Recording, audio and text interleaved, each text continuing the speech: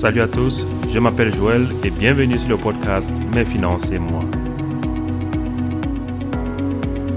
Ulrich, le co-auteur du podcast et moi pensons que parler des finances privées permet de dépenser moins, épargner plus et mieux investir.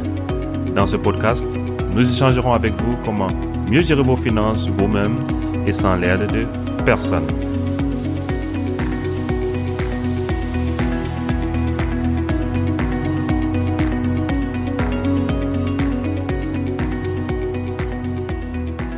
Bienvenue sur ce nouvel épisode Mes finances à moi.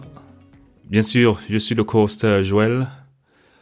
Alors, dans cet nouvel épisode, j'aimerais parler de deux points qui reviennent récemment lorsqu'on veut, de manière stratégique, sur le long terme, prendre ses finances en main. Il s'agit, comme ça, de l'épargne.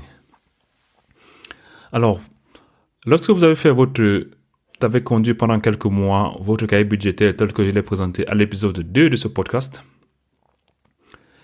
vous allez trouver très probablement des points, des possibilités, des opportunités d'épargne, c'est-à-dire savoir où est-ce que vous pouvez mieux épargner. Donc, si vous n'avez pas encore écouté ce podcast, allez à l'épisode 2. J'explique avec une vidéo sur notre chaîne YouTube, Mes finances à moi. Vous pouvez voir comment utiliser un cahier budgétaire. Nous avons fait un modèle pour vous, vous le téléchargez. Et voilà, vous l'utilisez selon vos besoins, bien sûr, en regardant notre vidéo. Dans cette vidéo, j'explique bien comment l'utiliser. Et voilà, vous pouvez l'adapter à vos besoins et savoir sur quel point encore vous pouvez optimiser votre épargne. Donc, quand on parle d'épargne, assez souvent, on se demande pourquoi est-ce qu'il faut épargner? Quelle est la meilleure stratégie pour épargner plus? Dans cet épisode, je vais notamment parler de deux choses. La première chose, pourquoi est-ce que vous devriez épargner? Pourquoi est-ce que l'épargne est importante?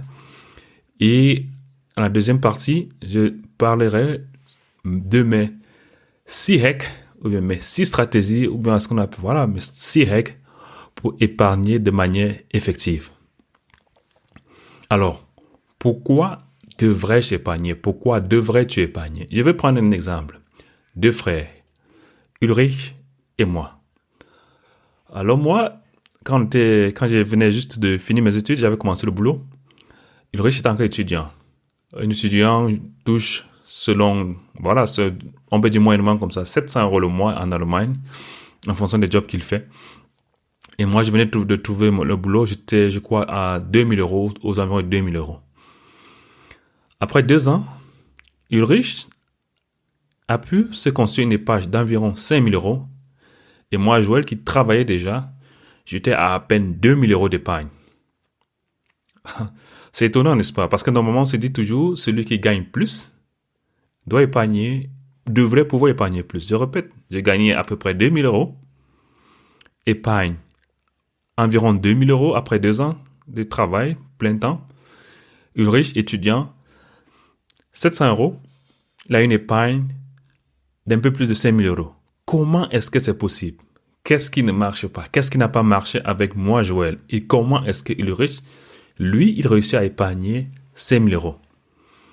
La différence se trouve dans la relation que nous avons avec l'argent. Car Ulrich, il avait compris une chose. L'argent que tu as ne dépend pas de combien tu gagnes, mais combien te reste dans ta poche. Ça, c'est une leçon que notre mère nous avait appris.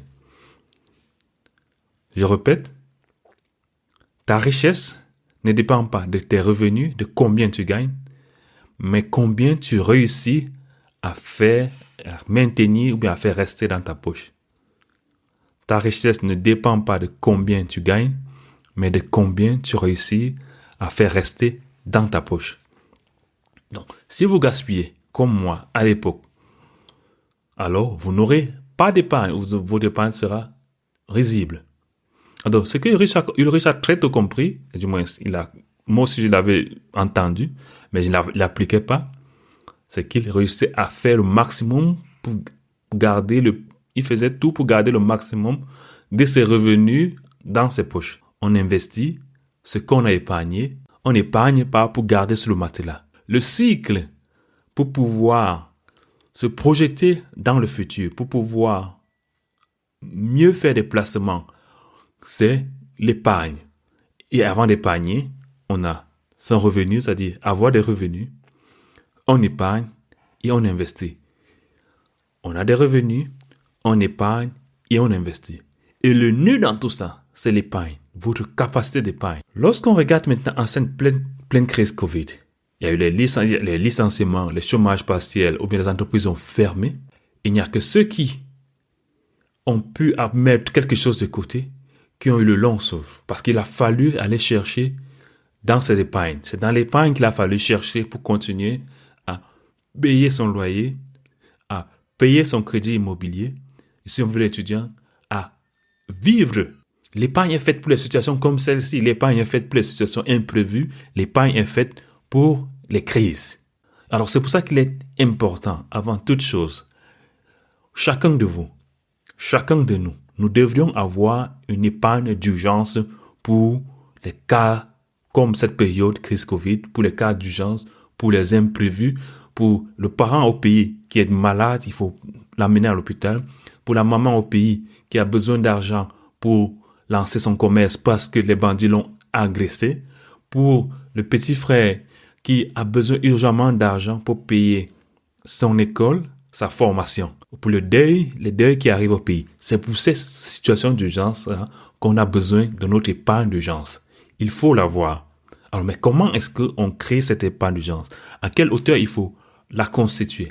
Les règles générales, en théorie, on dit il faut avoir environ 3 mois de son revenu net comme épargne d'urgence. Donc, vous prenez votre revenu net, toute votre épargne, tous vos revenus que vous avez, voilà, que ce soit votre salaire, que ce soit les différentes allocations, ainsi de suite. Vous additionnez tout ça, c'est votre revenu. Il faut en constituer comme ça 3 mois de vos revenus. Pas salaire, je ne parle pas seulement de salaire, mais de toutes vos entrées. C'est ça que j'appelle revenus. On constate donc qu'avec cette période Covid, c'est ceux qui ont fait une épargne d'urgence, qui ont épargné avant, qui ont actuellement un long souffle et qui peuvent plus ou moins, voilà, avec une certaine sécurité, une certaine sérénité, traverser cette crise Covid. L'une des choses qu'il faut savoir aussi, c'est que les soucis d'argent, c'est la mère de beaucoup d'autres soucis et de stress.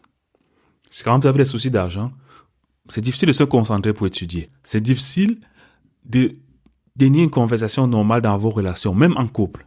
Parce que vous êtes de mauvaise humeur, ça vous stresse, ça vous met une pression énorme. Une épargne d'urgence vous donne une sécurité, vous offre une sécurité pour le moment de crise. Même quand il n'y a pas de crise, vous savez que si une crise arrive, vous avez de quoi tenir, du moins pour un certain bout. Et plus tard, ça sera toujours un discours que je vais tenir tout au long du podcast. L'épargne d'urgence, c'est le fondement même pour pouvoir investir plus tard, car elle résout 2 problèmes. La sécurité dont j'ai mentionné tout à l'heure, en cas d'urgence, et aussi la possibilité d'investir dans cas de crise à de bons coûts. Parce que généralement, en cas de crise, qu'est-ce qui va se passer? Vous allez voir les gens qui ont des soucis d'argent, qui veulent vendre peut-être leur terrain, qui veulent vendre leur voiture, qui veulent vendre leurs biens. C'est l'occasion. Vous avez la possibilité avec votre épargne d'urgence d'avoir les meilleurs prix. C'est-à-dire que même en bourse, lorsque ça a craché et que les cours étaient bas, c'est le moment d'investir parce que c'est moins cher. Il y a cette période-là, ces gens qui sont dans des situations d'urgence, qui veulent rapidement vendre un bien pour pouvoir continuer à vivre, qui ont dans ce besoin-là. Votre épargne d'urgence vous permet comme ça de saisir ces opportunités-là à bon prix. Avant d'entrer dans la stratégie, comment épargner? Je vais entrer dans une statistique que j'ai lue sur Internet il y a quelques semaines. La statistique, c'est environ 100 000 millionnaires aux États-Unis avec un patrimoine moyen de 3 millions de dollars. Alors, sur ces 100 000 millionnaires-là, 50% d'entre eux ont changé de compagnie de téléphone lorsque leur tarif était cher. On parle comme ça de sommes d'environ 10 dollars. 70% d'entre eux disent qu'ils reparent les chaussures. Vous et moi, combien de fois avez-vous amené votre chaussure chez le cordonnier? Et 75% d'eux disaient qu'ils n'ont jamais dépensé plus de $99 pour une paire de chaussures. C'est-à-dire, on parle des millionnaires, hein, des gens qui ont 3 millions de dollars en moyenne. Et 50% d'eux disent qu'ils n'ont jamais dépensé plus de $30,000 pour une voiture. Alors toi qui veux t'acheter une nouvelle Mercedes là, ou bien une nouvelle Toyota, une nouvelle voiture. Ça, c'est le mindset des millionnaires. Ils ont un réflexe d'épargne. Donc, je me dis, à mon avis, si les millionnaires font comme ça, je pense que c'est quelque chose que chacun d'entre nous, d'une certaine manière, devrait copier, devrait imiter. Parce que ça marche pour les millionnaires, ça devrait aussi marcher pour nous. Donc, il ne s'agit pas, si on veut, construire un patrimoine, avoir un peu d'argent pour le futur, de dépenser, c'est-à-dire que l'argent entre, l'argent sort, l'argent entre, l'argent sort. Non. Le cycle, c'est avoir des revenus, épargner, investir. Avoir des revenus, épargner, investir. Alors, pourquoi c'est si difficile d'épargner? Pourtant, nous sommes intelligents. Je veux dire, chacun de vous qui écoute ce podcast, vous êtes intelligents. Tout le monde comprend l'utilité de l'épargne. Tout le monde sait pourquoi c'est important. Mais qu'est-ce qui nous empêche à épargner? Je vais essayer de citer quelques raisons qui, à mon avis, nous empêchent d'épargner. Déjà, savoir qui a intérêt à ce que tu n'épargnes pas. La première des choses, c'est le gouvernement. Elle a intérêt parce que, en dépensant, tu fais tourner l'économie. Tu l'aides à faire son travail. Nous sommes dans une société de consommation où il faut plus dépenser. Et c'est ce qu'on fait, plus dépenser. Profiter de la vie. On ne vit qu'une seule fois. Ça, ce sont des choses qui nous sont remplies, qu'on voit tous les jours quand on marche dans la rue, la publicité. Les entreprises qui investissent à moyenne 25 à 40% de leur budget, de leurs investissements dans du marketing. C'est pour nous dire quoi?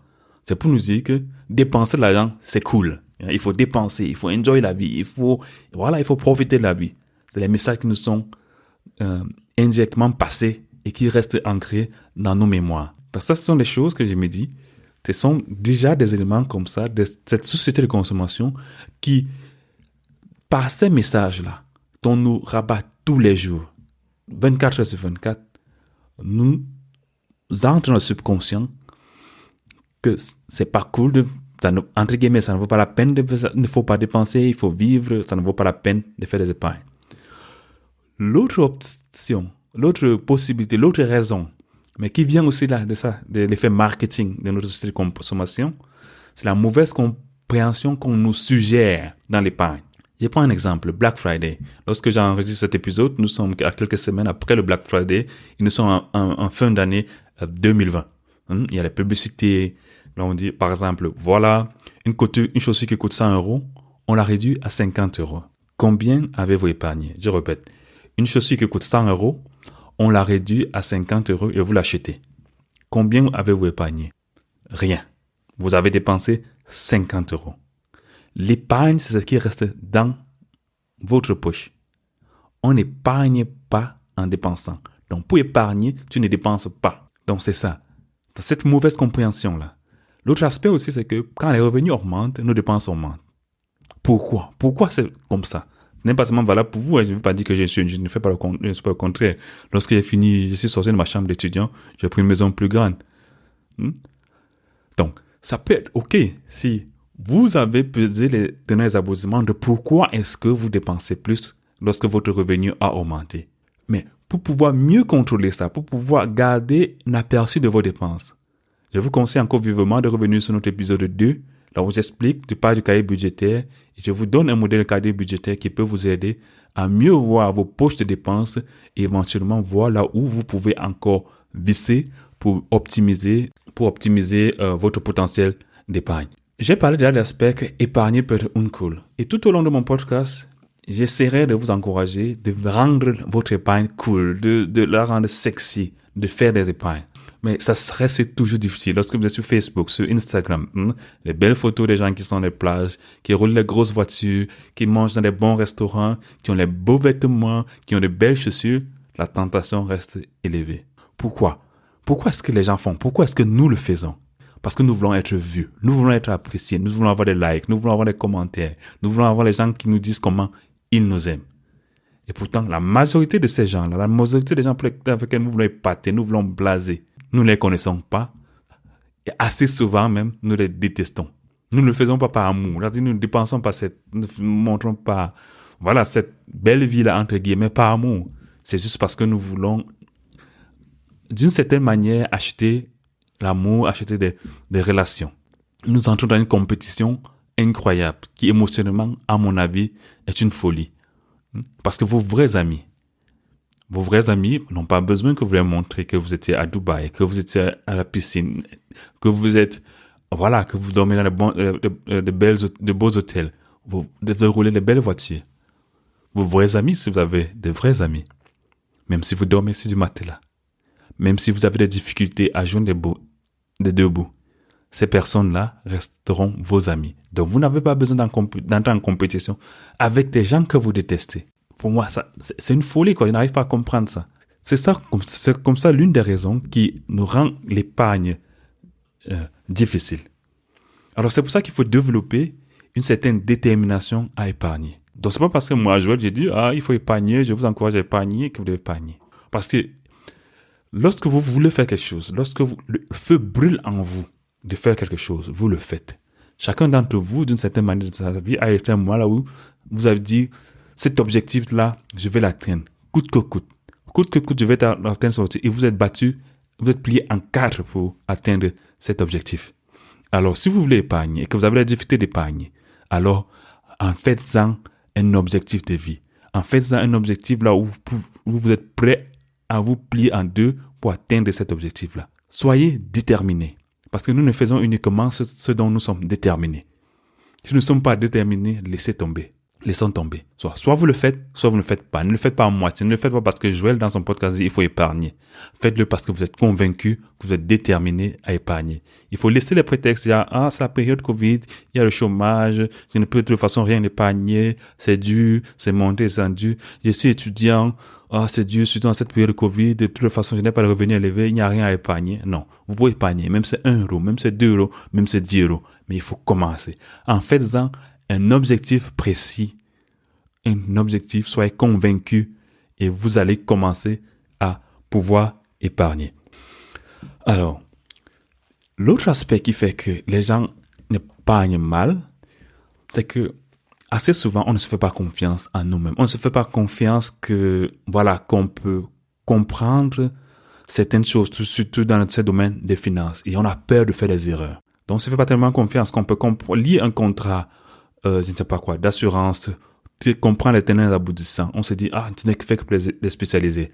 C'est pour ça qu'on fait facilement confiance aux conseillers bancaires. Moi, je les appelle les commerciaux bancaires, qui nous vendent des produits dans lesquels on ne comprend pas grand-chose. Là, les frais d'entrée sont élevés, les frais de versement sont élevés. C'est tellement complexe, il n'y a pas de transparence, on ne comprend même pas combien ça nous coûte. Toutes ces choses-là qu'ils nous font signer. Durant ce podcast, je vais te proposer un master plan financier qui t'accompagnera pas à pas. Ce master plan, tu pourras le calibrer selon tes objectifs. Ce master plan, il est simple, rien de compliqué. Il respecte les 6 règles universelles pour une épargne effective. Ces 6 règles, je les partage avec toi. J'espère que je te motiverai à augmenter ta détermination, à te convaincre comment l'épargne est très importante si tu veux plus tard atteindre tes objectifs, t'acheter une indépendance vis-à-vis de l'État pour pouvoir atteindre ton objectif financier dans le futur. La première des choses, c'est que fais-le toi-même. Fais-le toi-même. Ce n'est pas compliqué. Rien n'est compliqué dans toutes ces affaires de finances, assurance. Le fait que tu cours toujours pour chaque décision financière que tu dois prendre chez un commercial de ta banque, un commercial comptable, un avocat, c'est un mythe que cette société-là, ces groupes d'intérêt, la banque, assurance, ont mis dans nos têtes pour nous empêcher de réfléchir de nous-mêmes, de prendre ces documents-là, essayer de comprendre, lire avant de les signer. Chacun d'entre nous peut très bien s'occuper de 90 ou 99% même de tous les aspects financiers de sa vie sans l'aide de personne. À une seule condition, prendre un tout petit peu de temps pour s'en occuper, pour comprendre. Aujourd'hui, il y a Internet. Il y a les podcasts comme Mes finances en moi. Ce n'est pas le seul podcast qui parle de finances privées. Il y a les associations de consommateurs qui sont neutres dans tous les pays développés du monde où tu te trouves. Et les associations de consommateurs qui peuvent te conseiller à faible coût, mais surtout de manière neutre. Plus tard, si tu veux encore aller plus loin, il y a ce qu'on appelle les conseillers par honoraires. En allemand, on les appelle les Honorarberater. Lui, il te dit, OK, mon heure de conseil, ça te coûte telle somme, tu lui donnes de l'argent et il te conseille de manière neutre. Assez généralement, vous allez voir un conseiller qui va vous dire, mais le conseil de votre banque, de toute façon, vous le payez pas extra, quoi. Mais où est-ce que sont cachés les coûts? Les coûts sont cachés dans les frais de versement, dans les frais de clôture ou bien d'ouverture de compte. Dans une certaine complexité des produits que vous ne comprenez, que vous ne voyez que du feu. Donc, l'avantage de le faire toi-même. D'abord, c'est moins cher. Tu ne payes pas quelqu'un qui va probablement te se sucrer sur ton dos. L'avantage, c'est que même si tu fais une erreur, tu ne vas pas te fâcher comme si c'était quelqu'un qui a fait l'erreur. Parce que généralement, si vous l'avez remarqué, lorsque vous laissez une tâche à quelqu'un qui fait une erreur, vous vous fâchez énormément. Vous êtes tellement en colère parce que vous vous dites qu'il a fait exprès parce qu'il voulait vous tromper. Il est 1000 fois mieux de faire cette erreur-là soi-même et d'en profiter de cette erreur-là parce que vous avez compris le pourquoi du comment, que d'être en colère contre un commercial de la banque ou bien de votre assurance. Parce que lorsque vous le faites vous-même, vous prenez le temps, vous investissez des efforts pour comprendre ce que vous êtes en train de faire, de bien contrôler ce que vous êtes en train de faire, de comprendre les produits dont vous avez affaire. Vous vous posez des questions, vous vous imaginez 1001 scénarios pour pouvoir comprendre dans quoi vous investissez, dans quoi vous épargnez, quel contrat d'assurance vous prenez, au lieu de gober simplement les jolies paroles marketing d'un commercial, entre guillemets, conseiller bancaire, à qui vous abandonnez la responsabilité et vous venez seulement signer. Et pendant que lui va remplir ses poches. Le deuxième point, ne signe aucun contrat que tu ne comprends pas, surtout lorsqu'il s'agit d'investissement. Car investir, c'est avoir des attentes dans l'avenir, dans le futur. Et personne sur la terre n'est voyant. Même pas Warren Buffett, le célèbre Warren Buffett n'est voyant. Pour que tu sois convaincu d'un investissement, tu dois avoir confiance en ce en quoi tu investis. Si tu n'as pas et tu n'as confiance en ce en quoi que tu investis, que lorsque tu as compris de quoi il s'agit, tu as compris où va ton argent, ton investissement. Tu as compris ce qu'on en fera de ton argent, ce qu'on en fera de ton investissement. Tu verras sur quoi est basée la rentabilité qui est promise. Donc, tu comprends tous les tenants et aboutissements de l'investissement que tu fais, du contrat d'assurance que tu fais. N'investis dans aucun produit intransparent. Il faut que tu comprennes en 100% de quoi il s'agit. Ceci est valable pour ton fournisseur d'électricité qui te promet un bonus. Il faut qu'il te dise, il faut que tu sois clair pour toi. Quelle est la hauteur du bonus? Dans quelles conditions tu recevras un bonus? C'est valable pour ton assureur voiture. Quand est-ce qu'il y a les bonus et les malus? Il faut que toutes ces conditions soient claires pour toi. Les conditions de résiliation, etc., etc. Tout ça doit être clair pour toi. C'est valable pour les cartes de crédit. Est-ce que tu connais les conditions, les frais, lorsque par exemple tu es hors de ton pays et que tu fais un retrait ou bien tu fais une transaction avec ta carte de crédit? Lorsque tu es hors de l'Union européenne, lorsque tu vas dans ton pays natal, au Cameroun, quels sont les frais? Est-ce que l'argent est pris immédiatement de ton compte courant ou bien à la fin du mois? Ou bien alors, c'est toi-même qui dois, après avoir retiré l'argent ou bien utilisé dans la carte de crédit, c'est toi-même qui dois rembourser activement. C'est-à-dire qu'ils ne vont pas faire automatiquement le retrait dans ton compte courant. La transparence reste le facteur clé pour prendre le contrôle de tes revenus, de ton épargne et de ton investissement. Nous allons passer maintenant au troisième point. Garde tous les aspects financiers de ta vie simples. Ça te permet de garder le contrôle et de pouvoir avoir une vue d'ensemble dans tout ce que tu fais. La devise, c'est moins, c'est plus. Car ça ne sert à rien d'avoir 3 plans d'épargne retraite ou 3 bauches par plan. Un Riester-Vertrag, ça c'est pour les mots en allemand. Private Rente, 3 plans d'épargne retraite, 2 assurances vie, un appartement locatif. En même temps, tu es en train de vouloir acheter ton appartement résidentiel. Tu te compliques la vie et très probablement, tu vas perdre le contrôle et perdre la vue de tous ces investissements-là. En général, tu n'as pas besoin de tous ces abonnements, cartes de crédit, assurances, plans d'épargne, que toutes ces publicités veulent nous faire suggérer. Car à la fin, il s'agit de répondre à la question. Est-ce que le nouveau contrat que tu es en train de prendre là, le nouvel abonnement, la nouvelle assurance, le nouveau compte d'épargne, le nouveau compte bancaire, le nouvel investissement que tu es en train de vouloir faire, est-ce que ça t'apporte tellement plus par rapport au temps que tu y investis pour l'avoir et pour le gérer? Si c'est le cas, pourquoi tu ne fermes pas tous tes autres investissements, tu mets tous ces investissements sur ce nouvel investissement, sur ce nouveau produit? Le quatrième point, la fidélité n'est pas souvent rentable. En fait, c'est une habitude humaine. Que lorsqu'on a déjà une certaine relation avec quelqu'un ou quelque chose, même si c'est pas difficilement, parce que les habitudes se sont installées. Vous avez votre compte bancaire que vous avez étudié, vous avez ouvert lorsque vous étiez étudiant. Peut-être à l'époque, lorsque vous étiez étudiant, c'était gratuit. Mais aujourd'hui, vous n'êtes plus étudiant, vous ne remplissez plus les conditions, on vous fait payer certains frais. Mais vous y êtes toujours. Mais parce que certaines habitudes, c'est ma banque. Je connais où se trouve, je connais le conseiller bancaire. On se connaît depuis, je ne sais pas, 10, 15 ans. Il connaît mon épouse. Il connaît parfois même mes enfants. Là, d'ailleurs, sur le marché, il y a une concurrence énorme pour vous avoir comme client. Aujourd'hui, une banque classique, qu'est-ce que vous apporte plus contrairement à une néobanque? Pourtant, vous payez cher. C'est pareil pour vos assurances, vos fournisseurs d'électricité ou bien d'accès Internet. Utilisez la concurrence d'ailleurs pour changer assez régulièrement à de bons coûts. Et de bons coûts ne signifient pas mauvaise qualité. Assez souvent même, ces concurrents-là ont de meilleure qualité que les offres de services pour les banques, les assurances traditionnelles. Parce que ce sont de nouveaux modèles de marché qu'elles mettent sur le marché.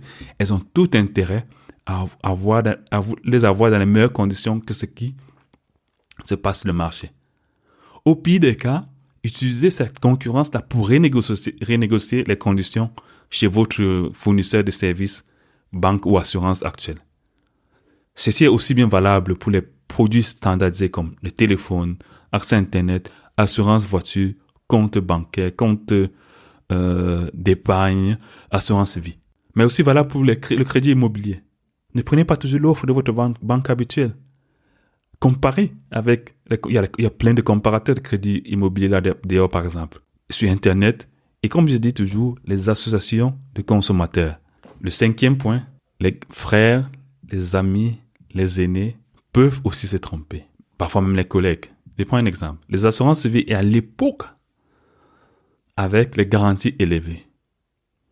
Donc c'est normal que pour ces personnes-là, les assurances vie sont un produit très intéressant. Ils ont eu les leurs à l'époque. Aujourd'hui, mais les garanties n'atteignent même pas 1%. Pareil, l'immobilier est toujours rentable. Mais à l'époque, les prix n'étaient pas pareils qu'aujourd'hui. Les taux d'intérêt n'étaient pas pareils qu'aujourd'hui. Donc, soyez aussi, je vous encourage à être autocritique, à être critique lorsque quelqu'un vous donne des conseils, même dans ce podcast, même ce que je dis dans ce podcast. Soyez critique envers ce que je dis. On va passer donc comme ça au cinquième point. Ne dépense pas ce que tu n'as pas. Ou alors ne dépense que ce que tu as. Avec cela, je vais parler de la dette. Parce qu'il faut savoir ce que c'est qu'une dette. Dans les dettes, il y a les bonnes dettes et les mauvaises dettes. Une bonne dette, généralement, c'est une dette qui, sur la durée, va dans une sorte d'investissement sous une forme ou une autre. Un exemple pourrait être votre éducation. Emprunter de l'argent pour vous former, pour faire des formations. Prendre une dette ou bien prendre à l'eau découvert pour acheter un terrain au pays. Prendre un crédit pour construire un immeuble au pays pour mettre en location. Ou pourquoi pas investir dans l'immobilier locatif en Occident. Et bien sûr, si les conditions le permettent, si le lieu, vos objectifs de vie le permettent, pourquoi pas votre immobilier de résidence. Donc, dans certaines conditions bien définies, comme par exemple, c'est votre objectif de vie, le lieu là où l'immobilier se trouve, le prix, pourquoi pas, toutes ces conditions là autour, bien sûr, un immobilier de résidence peut être, un bon investissement. Ensuite, il y a les mauvaises dettes. Généralement, une mauvaise dette, c'est la dette que l'on consomme. Le crédit à la consommation. Donc, une dette qui ne vous produit pas. Par exemple, vous prenez un crédit où vous allez au découvert pour aller en vacances, pour acheter une chaussure, des vêtements. Acheter une voiture neuve. Surtout que les voitures neuves, on le sait, perd drastiquement la valeur. On peut faire une exception, par exemple, si vous avez besoin de cette voiture-là pour aller au travail. Vous n'avez pas vraiment le choix. Alors, ça c'était comme ça. Mais 6 règles pour pouvoir mieux épargner. J'espère que vous avez apprécié cet épisode. Si vous avez aussi d'autres règles, partagez avec nous en commentaire sur la plateforme d'écoute sur laquelle vous nous écoutez. Si vous avez apprécié cet épisode, laissez-nous 5 étoiles. Abonnez-vous. Ça nous ferait plaisir.